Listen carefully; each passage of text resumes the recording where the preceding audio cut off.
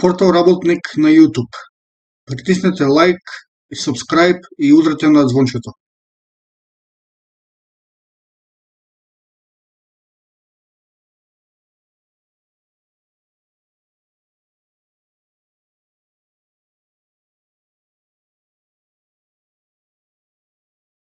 Александар, ти благодарам што ја прифати поканата да бидеш наш денешен гостин.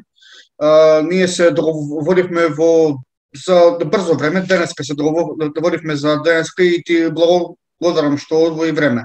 Еве да позборуваме на неколку правни прашања кои што би биле од интерес на работниците во најголем дел. Hvala ti što me покани да одговорам на некои прашања. Секогаш ми е чест да одговарам на прашања од порталот Работник и тебе како новинар, особено од областа на работните спорови. Да видам како можам да помогнам ја во разјаснување на некои неоткриени теми и дилеми поврзани со оваа област. Така. Ќе започнеме од еден, би рекол, сериозен проблем со кој што се соочуваат македонските работници, а тоа е неисплаќањето на К15 или пак во одредени случаи газите им го исплаќаат, но потоа им бараат парите да им ги вратат назад, да му ги вратат назад. Сега, кое е твоето мислење? Како може да се реши овој проблем на неисплаќање и на барање на сега како да те прашам, да едноставно се најде погодно ова решение кое што би ги превенирало работодавачите од тоа да им ги бараат парите назад на работниците или па и да не им ги исплаќаат воопшто. К15 или регрес за годишен одмор е горлив проблем кога станува збор за правата на работниците. Со години се провлекува.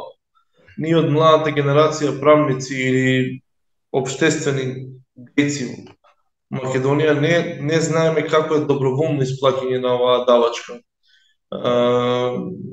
Памтиме искуствата на постарите кога се давале К15-13 плата во една друга држава. Од осамостојување навака веќе Македонија тоне во непочитување на правата од работен однос, а К15 мислам дека е врвот на општествената нееднаквост. Поголемиот дел на работници од јавниот сектор овој надоместок на плата, регреси го остваруваат по судски пат преку тужби, затоа што во колективните договори е предвидено облигаторно исплаќање на регресот за годишен одмор. Но во приватниот сектор е малце комплицирано, како што кажавте и вие, има некои работодавачи што го исплатат за да ја задоволат законската обврска, а понатака го бараат регресот назад на рака, или го заменуваат со прековремена работа, го заменуваат со ноќна работа или со некој друг додаток, треба да го исплатат на работниците како компензација. Или воопшто не ни пуштаат на доместок за К15, само го плаќаат данокот за државата да има евиденција дека е платен овој надоместок. Па работниците пробуваат по судски пат во приватниот сектор да го остварат тоа право, меѓутоа е малце комплицирано, затоа што знаете од 2015 имаше измена на општ колективен договор за стопанството. Ако претходниот општ колективен договор предвидуваше задолжителна обврска за работодавачот, од 2015 измената вели ако работодавачот има тешка финансиска состојба, да може да се ослободи или да се намали висината на исплата на регрес на годишен одмор. Некако работниците се оставени на волјата на работодавачот, дали сака да ги почасти под наводници во кажано регрес за годишен одмор или ќе мора да изнаоѓа други начини како да се реши. Овде треба синдикатите и работниците да повишат малце гласот или погласни да бидат, не во смисла на законски решенија и норми, него во смисла на почитување на работничките права со принципот земи или остави. Во гостителството веќе гледаме дека работодавачите дури нудат и повеќе од оно што нудеа претходно, затоа што нема работници. Ако оваа атмосфера се прелее и во другите дејности, на ист начин работодавачите не само што ќе ги исплаќаат овие надоместоци, него и ќе молат за работници. Ако се доведе да се реверзибилен процес на понуда и побарувачка во работниот однос, тоаш имало исплата на овој надоместок регрес за годишен одмор. Незаконски е да бара работодавачот да го врати назад, тоа мислам дека сите знаат. Ако пријави работникот во трудовиот инспекторат, работодавачот сигурно и казна ќе заработи. Ако мисли дека има финансиски средства работодавачот, тогаш работникот може и да преку судски пат си го оствари ова право. Меѓутоа сега за сега николци гледаме, има николци, меѓутоа се уште е потребно време за да развие свеста кај работодавача дека работникот го заслужува ова право, го изработил, да си го стекнал ова право. Ова што рече и ти за општиот колективен договор за приватниот сектор, нели таа спогодба која што во 2015 беше и подпишана. Таму можеби ова е мое мислење, би требало да се утврди износ некој кој што би требало да го исплати работодавачот, бидејќи нели таму и воопшто не ни постои никаква бројка. Нели нема, не е наведена. Да, на колективниот вели може да исплати и во помал износ. Не е наведен. Тоа е да, не е наведен износ, тоа сакав да речем, дека може би требало да се наведе износот.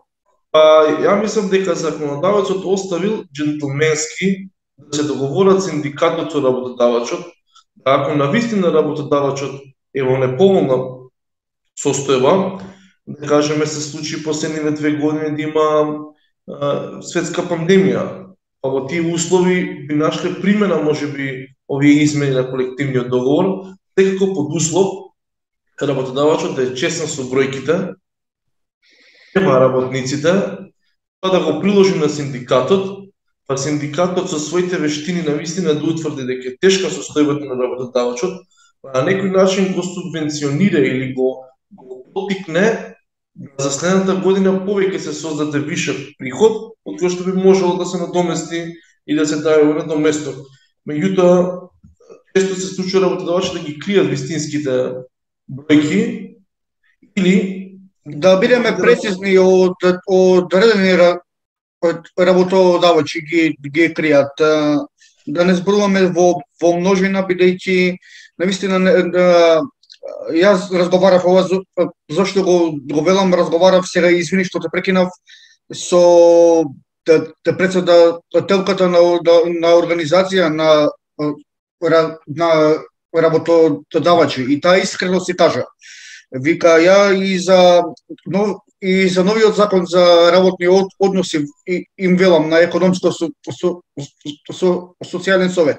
Тие што не го почитувале стариот, нема да го почитуваат ниту новиот. Нели, оние, јас ги нарекувам нив газди. Оние кои што ги третираат работниците не како работници, туку како робови. Тоа е феудализам, експлоатација или модерен капитализам. Повеќе термини го објаснуваат однесувањето на таквите работодавачи кон работниците. Ја велам дека законската норма е потребна само кога понудата е поголема од побарувачката. Во моментот кога, како што е во угостителскиот сектор сега, сите сектори ќе имаат потреба од работниците, тогаш законот нема да има големо влијание, затоа што пазарот на труд ќе ги диктира обврските кои што треба да ги исполни работодавачот. Има голем број на компании кои што исплаќаат К15, ништо спорно. Да кажем, ги кријат бројките се под наводници, зашто завршната пресметка е јавен податок, од централен регистар може да извади секој. Сега делот околу синдикатот. Воопштиот колективен договор вели да се договори со синдикатот, ако нема синдикат, со некој представник од работници. Помалите фирми немаат синдикат, а обично тој представник од работниците е наводници ќе кажам најпослушниот работник, што би подпишал нешто во корист на работодавачот, на таков начин да заобиколат примената на оваа измена на општиот колективен договор. Меѓутоа, во приватниот сектор важи едно правило, ништо не е вечно, значи ако неколку години пред работодавачот го избегнува исполнувањето на своите обврски, работниците гледаат ако екзистира фирмата не напредува или не, да сменат компанијата, па ќе добие лош глас или лоша репутација во општеството, па следниот пат кога ќе објави оглас за вработување, има се помалку пријавени кандидати. Ме разбирате? Да. Ќе најде примена тука таа одредба за исплатување на КПНС. Значи таа одредба може би е наменета навистина за оние што имале тешка деловна година. Се гледа и се утврдува. Може имале штета, ме разбирате, имале поплави, имале пожар, не се исплатени средствата од компанија, па не работеле повеќе од 5-6 месеци, па не можеле да остварат приход. Работниците го гледаат и сочувствуваат. Низ годините работа во оваа професија и контактот со работници, сум видел дека работниците наистина сочувствуваат или имаат емпатија со судбината на компанијата. Нека не биде спорно за ниеден работодавач, меѓутоа, ако насетат дека сакаш да ги изманипулираш или лажеш, тоа нормално ќе се јави одбран механизам како и секој друг. Александар, јас морам да кажам тука, пошто разговараме за ова сега, јас имав лично таков случај, каде што после 6 месеци работа даров отказ од работа и газдата, ќе го наречам газда, ми се јави да ми ги побара парите од К15 назад што ми ги пушти. И јас не му ги вратив, си ги задржав за мене. Да. Мислам дека нели ми следуваат. Да. Апсолутно. А инаку се јави, почна да се дере, почна да, значи, и мислам дека многу работници во приватниот сектор, особено во микро и мали компании, имаат такви газди кои што си земаат за право да им бараат и К15 назад и плати да им пуштаат до 25 во месецот, едноставно да се поигруваат. Ама тоа се како да, јас ги нарекувам и нелојални конкуренти на оние вистинските работодавачи. Бидејќи поради таквите и компаниите кои што работат ферски ги губат, како да кажам, губат во очите на работникот. Тоа е целата ситуација. Ние затоа имаме ваков пазар на труд како што имаме. Може во некој идно време тој работник ќе стане самиот предприемач, има компанија и нема никогаш да соработува со тој газда, кој што го велиш ти, што те избракал што ти дал К15. Иначе ваквиот однос работник и работодавач влече корени од поодамна и повеќе фактори влијаат за да стигне до ова ниво. Меѓутоа, јас сум кажал повеќе пати, помалите фирми имаат проблем со менеджментот или менеджирањето на human resources, на човековиот труд, и заради тоа настануваат вакви проблеми. Ако некој работник сака да си оди, треба да го видиш, да го процениш и да се убедиш да го задржиш. Ако некој работник па сметаш дека не е квалитетен, дека не може, он го предвидува, лични причини се вика и не може да ги извршува работните задачи, ти веднаш да пресечеш, да не се појави после некој време антагонизам. Значи, лошиот менеджмент кај работодавачот доведува до вакви проблеми како што ги набројуваш. Така, да преминеме на следното прашање. Имено, ме интересира околу систематизацијата на работните места, зборувам за во приватниот сектор. Што вели трудовата регулатива околу истата и кои се тука надлежностите на синдикатот или на работниците, еве, ако нема синдикат, нели, во компанијата, околу, нели, таа систематизација на работни места? Систематизацијата е наметната од потребата на работни места кај работодавачот, а инаку произлегува од договорот за вработување. Во член 28 мора да се наведат се работните обврски на работникот, па на таков начин работодавачот ја крира систематизацијата, секако става поголем опис на работни задачи за да може да го искористи работникот за повеќе работни задачи кои што му се предвидени. Законот остава слободна волја на работодавачот да ја крира систематизацијата. Синдикатот секако има големо влијание во се што е поврзано со работникот. Знаете, завршените одредби на секој колективен договор велат работодавачот е должен да го консултира синдикатот за сите прашања кои што се поврзани со правата на работникот. Така да работниот однос, за разлика од договорот што го склучуваме по закон за облигации, представува договор кој што работникот однапред го прифаќа и однапред ги прифаќа работните обврски пред самото стапување во работен однос. Па треба да биде запознаен со своите работни обврски пред да го склучи договорот или пред да аплицира на тоа работно место како нешто што однапред е утврдено уште пред работникот да стапи во работен однос. Сега, ако синдикатот смета дека со систематизацијата се повредува некои критериуми на нормално хумано однесување, влие во систематизацијата и мора да влие. Имаме обиди ние за некои јавни предпријатија да се смени систематизацијата. Можам да кажам од искуство, ЈСП Скопје има во својата систематизација помлад возач и возач. Основен критериум за еден работник да аплицира на работно место возач е да има соодветна возачка категорија. Ќе се стекнеш ти со таа возачка категорија, ти си више да водиш автобуси, ти си професионален возач. Да аплицираш за работно место и да добиеш категорија помлад возач, а истиот твој колега, кој ги работи истите работни задачи како тебе, има статус возач и поголема плата, значи дискриминација во најмала рака. И тука синдикатот реагираше да се смени, нема опција да има помлад возач и возач кој ги работат истите работни задачи. Знаете, им го наметна прашањето дали помладиот возач има ментор поред себе, дали има кратено работно време, дали вози поинакви автобуси.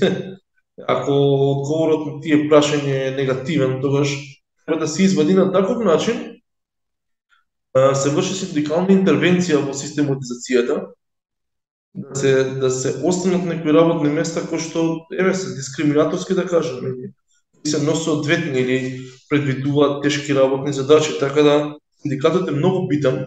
Ова го зборам за големи предпријатија, обично таму се пројавуваат аномалиите на систематизацијата.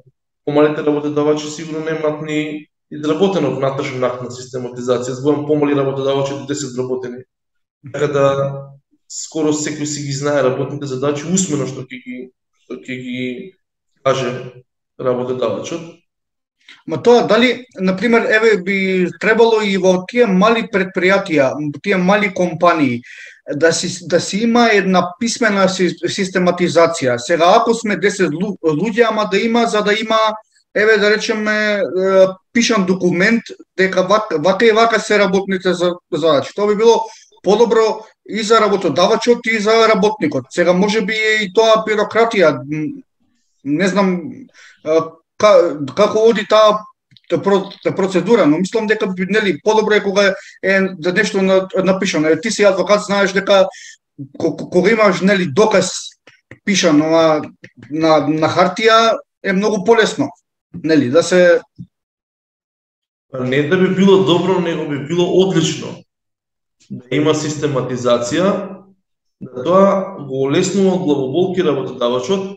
Секој нареден работник кој што ќе аплицира за работа, систематизација ќе види кои му се работните задачи на работното место.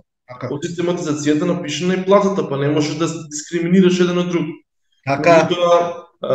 Тоа не е бирократија, тоа е папирологија и дополнителни обврски за работодавачот. Сега работодавачот треба да издвои средства за некој да му направи таа систематизација ако не може сам или да му помогне.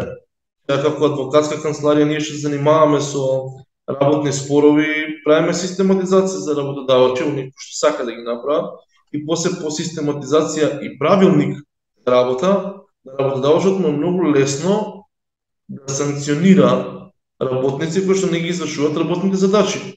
Нормално и да го докаже санкционирањето, затоа што во правилникот за работа е точно напишано какви се врските на работникот. Истото важи за систематизацијата. Одлично би било секој работодавач да има систематизација. Тоа да се може да се олесни патот за систематизација или да се укаже на секој работодавач дека веќе кога ќе се трансформира од микро или мало средно предпријатие, мора да има и внатрешен или надворешен сектор за човекови ресурси. Некој што ќе ги води. Гледам дека програмерите сега и измислуваат некои програми кои што како алгоритам пресметуваат кога е наболедување, колку треба плата, кога треба да дојде годишен одмор за кој работник, како се исплаќаат наместници. Тоа би било уште полесен пристап за работодавачите.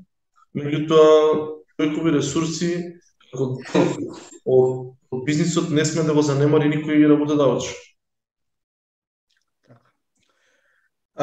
Следно, сакам да те прашам едно прашање кое што на многумина не им е јасно, бидејќи ги мешаат поимите, нели, помеѓу неполно и скратено работно време има разлика. Објасни ни ти која е таа разлика? Што е скратено, а што е неполно работно време? Разликата е обусловена од различни потреби. Вика, неполно работно време е оксиморон на полно работно време, или работникот може да се склучи договор на полно и на неполно работно време. Неполно го избрале како термин законодавецот да не се меша со скратено работно време. Неполно работно време значи пократко од 40 часа. Ако полно работно време е 40 часа, неполно е помалку од 40 часа. Сега некои закономерности велат дека најмалку би требало да изнесува 4 часа заради остварување на правата на годишен одмор, на дневна пауза. Работникот ќе склучи договор за вработување на неполно време, еден работодавач има можност да склучи исти таков договор на неполно време и со друг работодавач да си го пополни времето. Разбирате, значи тоа е волја на договорните страни, работникот и работодавачот. Во овие случаи работникот има најмалку 10 дена годишен одмор, уследува плата, нормално според договорот за вработување, намалена за саатите за колку што работникот не работи или колку што работи. Тоа е доброволно склучување на договор на неполно време или за помалку саати од полното работно време. Ако го расчистивме овој дел, значи, за разлика од неполно работно време, скратено работно време е обусловено од други фактори, односно скратено работно време веќе не зависи само од волјата на работникот и на работодавачот, туку скратено работно време се јавува кога работникот е по член 122 од Закон за работни односи, кога работникот работи во тешки услови, полно работно време, 8 часовно, работа во тие тешки услови на работникот би му го оштетило здравието. Тешки услови законот таксативно наведува кои се тешки услови, работа во вклучува висок притисок, чад, мирис. Секојдневно 8 часовно работење во такви услови за одреден период му наруши здравието на работникот и затоа работникот може да побара да работи скратено работно време. Стапката за скратено работно време, односно одобрението го донесува министерот за труд на предлог на работодавачот, подкрепено со медицинска документација од ИПК, како викаат, или од медицина на трудот, кај што е тврдено дека работникот ќе му се наруши здравието ако продолжи да работи и дека тоа работно место го нарушува здравието или представува тешки услови. За разлика од неполно, во скратено работно време работниците што работат имаат право на полна плата. И да се предпоставува дека работниците ги остваруваат правата исто како би работеле во полно работно време. Разбирате? Значи, скратено работно време е бенефиција на работниците кои што работат во тешки услови. Таа е дистинкција што треба се направи. Во ред. И не може да склучат договор со друг работодавач, работниците што работат на скратено работно време, не може да склучат на друго работно место договор со друг работодавач.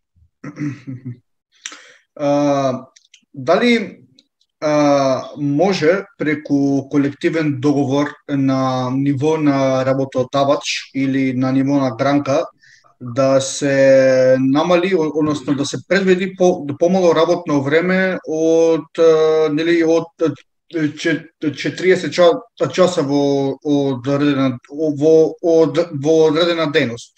Што мислиш ти по ова прашање? Па кај нас законот е јасен и вели се што не е забрането во законот дозволено. Законот не забранува работникот и работодавачот да ги определат поинаку условите за работа од оние што се предвидени со законот, меѓутоа не на штета на работникот. Значи во колективен договор и на работодавач и на сектор и договор за обработување визави работник-работодавач може да утврдат кратко работно време. Гледам дека има неколку комисии или истражувачки секции што го истражуваат моментално 6-часовното работно време, како влијае. Скандинавските земји гледам дека сака да применат нешто слично тако. Дали 6-часовно работно време е било поефективно или поефикасно? Многу земји тестираат, многу земји тестираат 4-дневна работна недела. Да, и тоа е. И тоа е 4-дневна работна недела. Да. Оправданието е ако работникот работи помалку, ќе има повеќе време да ги потроши парите што ги заработил. Да, 8 часовно работно време е неефикасно full time. Значи дека работникот 6 часа работи ефикасно, 2 часа негде лета времето, па заради тоа сакаат да го намалат на 6 часа. Така да од законски аспект може да се регулира тоа без проблем. Ќе го наведе во договорот, платата исто така е договор помеѓу работник и работодавач, така да во приватниот сектор без проблема, во јавниот сектор треба да се консолидираат некои правилници за да може да се регулира. Ипак во јавниот сектор е нешто што работниците даваат некаков сервис према граѓаните, па мора да имаат точно регулирано работно време. Така. Има и кај нас нели обиди за во јавниот сектор да се работи нели и пократко работно време, петок да не се работи. Има некакви најави или истражувања во најава дека може да има корекција околу тој дел. Меѓутоа колективниот договор на дејност да без проблем може да предвиди нешто така. Така. И за на крај ќе те прашам за една осетлива тема. Ја имав пред, не знам дали има 2 недели, пишував текст за тоа. Станува збор за сексуалното вознемирување на работното место, проблем кој што е се уште табу тема во Македонија, се случува. Би те прашал, што ти како адвокат би ги советувал оние кои што се жртви на сексуално вознемирување на работно место, што да направат и како да го докажат тоа? Како може да го докажат и ова истото? Најдобра борба против табу тема е актуализирање на темата. Да веќе не е табу, се јават медиуми што ќе го актуализираат прашањето, а жртвата на такво вознемирување од судски пат може да се ја оствари правдата. Тоа е предвидено со член 8 од Закон за работник, што вика вознемирување и полово вознемирување. Значи во кој сегмент ќе влезе вознемирувањето, значи никој никого нема право да вознемирува на своето работно место. Исто така ако тоа вознемирување веќе асоцира на полови действија или инсинуира, да кажеме, некаква активност, ќе влезе во категорија на полово вознемирување, Значи полово вознемирување генерално е се она што надредениот ќе направи вработениот да се почувствува непријатно или налагодно. Ме разбирате? Она што навистина ќе го вознемири, пак вознемирувањето понатака се рефлектира према неизвршување или неквалитетно извршување на работните задачи. Знаете, тука е засегнато човечкото достоинство и човековата интима. Делот околу вознемирување, полово вознемирување или мобинг, законот предвидел да падне на терет на оно што го врши вознемирувањето, па жртвата е доволно да иницира постапка или едноставно да прави интерес или да се легитимира како жртва, од тука натака судот ќе опрефрли тежината, ние го викаме терет на докажување, човекот што вознемирува да докаже дека не вознемирува. На некој начин ја става жртвата во пополна позиција, да не мора да претрпува пак исти антагонизам, да кажеме, иста голгота што претрпува на работа, а вознемирувачот или моберот ќе треба да докажува дека не било така. И тоа е добро или поволно кога станува збор за пријава на некакво вознемирување на работно место. Единствено што треба е да се охрабрат жртвите на вознемирување да поведат било какво постапка. Има и адвокати кои што можат по судски пат да поведат оваа постапка, има издруженија, комитети што може да ја заштитат жртвата. Постапката се поведува нормално прво пред работодавачот, да станува збор за мобинг, кога што се укажува дека некој лице вознемирува друго лице, да престане веднаш вознемирувањето, а ако не престане, тогаш се поведува судска постапка и судот нешто ќе го утврди вознемирувањето, ќе утврди колкава штета нанесена на жртвата и нормално ќе казни компанијата, затоа што дозволила да има вознемирување на работно место. Така. Реално треба само охрабрување од страна на жртвите и охрабрување од страна на работниците. Секој да си го цени својот труд, знаете, ако работникот има доволно самодоверба, пошто целта на работодавачите, пошто сака да ги манипулираат работниците и да им ја скршат самодовербата со преку латентно кршење на самодовербата преку квалификацијски способности. Не си добар, не те бива, има и други работници. Ти се осетиш подреден и можеш понатака да ги почитуваш наредбите или мораш да ги почитуваш наредбите на работодавачот и така се поместува постојано границата помеѓу нормален човечки хуман однос работник-работодавач и постепено доведува нормално до вознемирување, половно вознемирување и мобинг. Во моментот кога работникот нема да дозволи да стане жртва, тој ќе прекине вознемирувањето. Најлесно е да си даде отказ од работно место кај што ве вознемирува, кај што ќе почнат да ве вознемируваат. Разбирате? Па и во суштина мислам дека вознемирувањето и поради тоа во голем дел од случаите да даде работникот отказ од работа. Па мобингот по дефиниција представува вознемирување со цел на работникот да му се досади за сам да си даде отказ. Да. Да не може да го издржи притисокот.